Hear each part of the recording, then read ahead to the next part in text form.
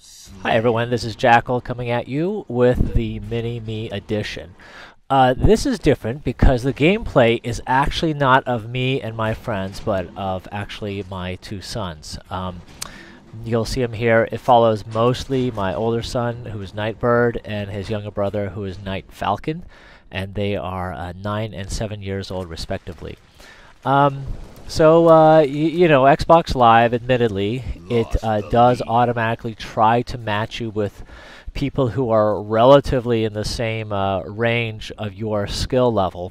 So it's probably safe to assume that the other players on the other team were not great because my boys actually had a pretty good game, especially Nightbird.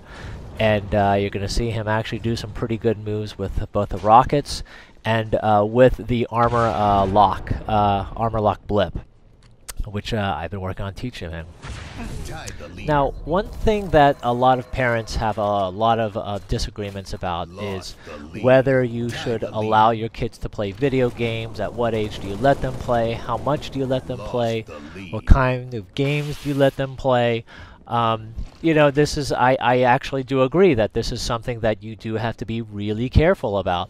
I actually personally agree that if you flood a young child with lots of realistic content, that you can begin to desensitize them about violence. So what I've done is you know, you have to look at, hey, how sensitive your child are. Does your kid know that there's a very distinct difference between what's in a video game and what is in real life, and they can clearly separate those two in their minds and know when they're playing a game, hey, this is in real, it's an imaginary world, and then when they're in real life, they know that it's a totally different set of distinct rules. The reason why I started letting them play around with Halo is because if you look at it, it's very different from Call of Duty. It's kind of got like this graphical, more almost cartoonish type of animation. You know, everyone has got masks on. You don't see like a face. They could be robots for all you know. It doesn't have like, you know, this blatant blood and guts coming out. When they die, the bodies just fall and then they just go away. I think that this is unrealistic enough that it makes it easy for their minds to understand this is not reality and these rules clearly do not apply. Now, that said, just kind of the way that I'm wired as a parent is that I want my kids that when they do something, I want them to have fun with it, to enjoy it. And I think my other job as a parent is to find what kind of things that they are good at and to direct them to focus in areas where they're showing talent and proficiency so they can become really good at what they show proficiency for. Well, I don't know whether that's math, science, some type of art, some type of sports, or whatnot. That's, to me, what education is all about and what being a parent is about. So it turns out with video games, you know, maybe it's because it's a genetic thing. My kids really like playing them. It's very possible, if not likely, that it's partially because they see me sometimes playing it and seeing how much I enjoy it. But you know, if you see this gameplay, I think that for a 9-year-old, you know, Nightbird's pretty good. He's learning the rules, and honestly, they don't play very much at all. I mean, they're playing. It's a very special treat when they're allowed to play Halo. Always under our supervision and with all those huge maximum privacy settings set up with their account. Look at that. He beats a guy down who totally had drained his... It was just great use of the armor lock. Yeah, so if he's good at it and he's showing proficiency, and hey, I don't mind trying to allow him to get good at it, and because when kids get really good at something, it builds their confidence. And I personally think that video games do have redeeming quality. Oh, that's funny. He tried to punch a fish.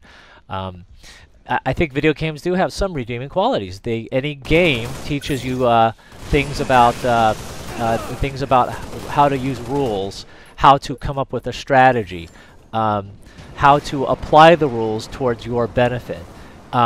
He's also been learning, you know, probably a lot in the hand-eye coordination area. I mean, they say that some of the best soldiers out there are those who play a ton of video games because they map directly to the hand-eye coordination for doing things in the field with actual real weapons. Not that I want or necessarily expect my kid to become like a soldier in the field or something. Something I always wonder about is like, at what point will my kids be better than me at video games? I think that's going to be just a major milestone moment. When I was a kid, the major milestone moment for me was when I was able to beat my parents, particularly my dad, at ping pong, because that was what we played a ton of that when we were kids. He was good. He was pretty good. I just practiced. We played together a lot, and eventually I got to the point where I knew I could beat him. You know, just the way that we played, I knew that I had control, and when I realized that I had exceeded that level, it was just like this big moment of like me kind of coming to maturity.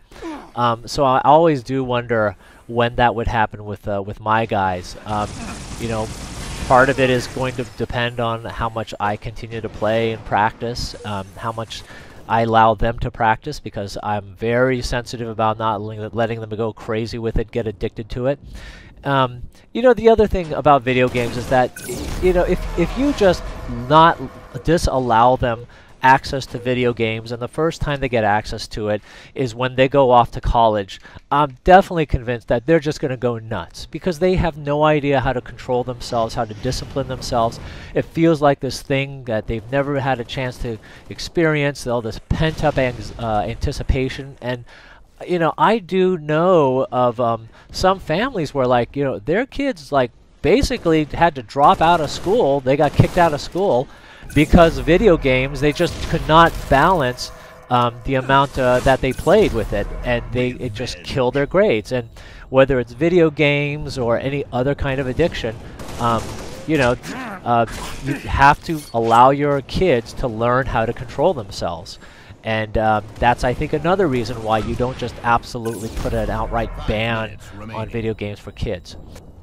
I'll tell you another reason why I think it's wise to give them some kind of exposure to video games is that, look, it's honestly just a reality of life. They're going to have friends who have it and who play with it, and when they go over to their friend's house, they're going to be exposed to it then.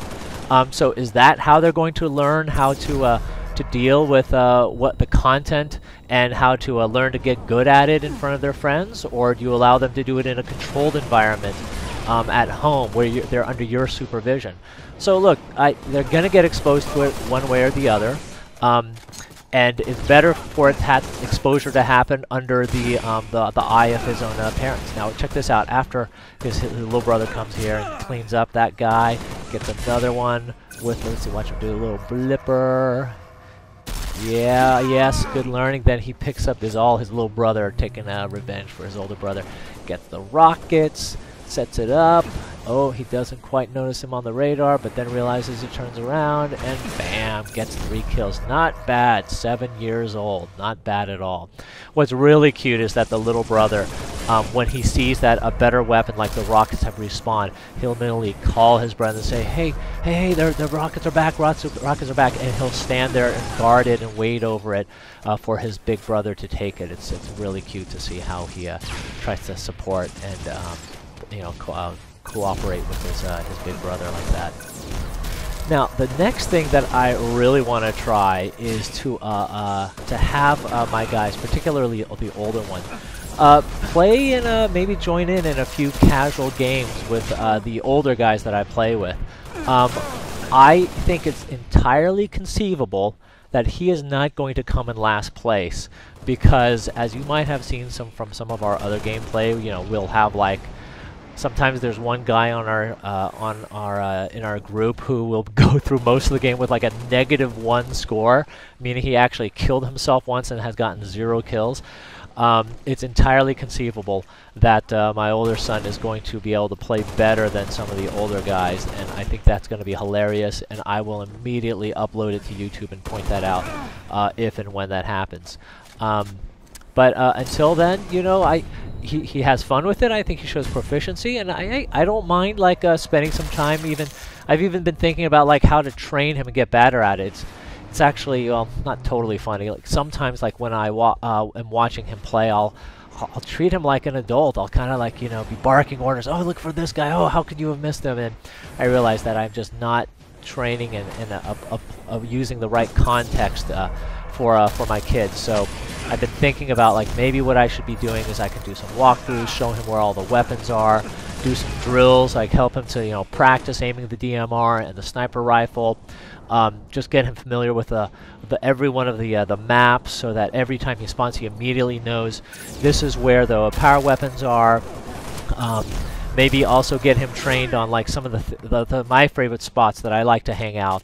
So if you get a melee weapon, what are the best high traffic intersection points where you can hang out and get some easy kills with guys who are coming by.